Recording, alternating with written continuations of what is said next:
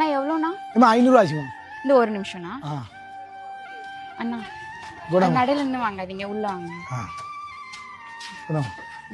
என்னம்மா ஆள் டல்லா இருக்கல? என்னவா என்னன்னா பண்றது, வீட்டுக்காரால தானா பிரச்சனை.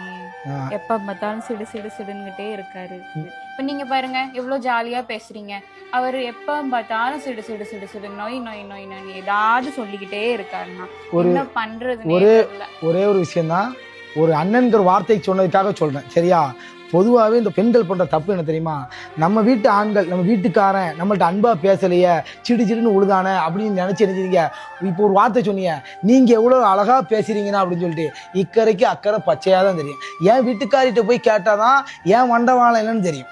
வீட்டுக்கு வாசப்பட்டு வீட்டுக்கு பிரச்சனை இருக்கத்தான் செய்யும். உனக்கும் உன் கணவனுக்கும் என்னது சில முரண்பாடான விஷயங்கள் இருக்கத்தான் செய்யும். ஏன்னா அது நீ அவன் நெருப்பா இருந்தாம்னா நீ தண்ணியா இருந்து அணைக்கிறதுக்கு தான் வழியை பார்க்கணும். மேற்கொண்டு நீ நெருப்பா இருந்து கொழுந்துட்டு எரிஞ்சிடக்கூடாது.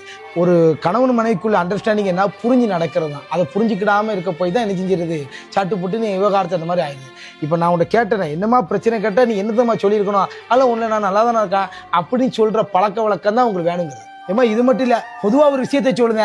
சமூக வலைதளத்தில் இன்ஸ்டாகிராம்லேயோ ஃபேஸ்புக்லேயோ வாட்ஸ்அப்லேயோ ஏதாவது ஒன்று ஆறுதல் தேடுதுங்க பேரில் இங்கே உள்ள பிரச்சனையை, கணவன்ட்டு உள்ள பிரச்சனை வெளியே கொண்டு திணிக்க அங்கே ஒருத்தன் வருவான், ஆறுதல் படுத்துகிற மாதிரி வருவான்.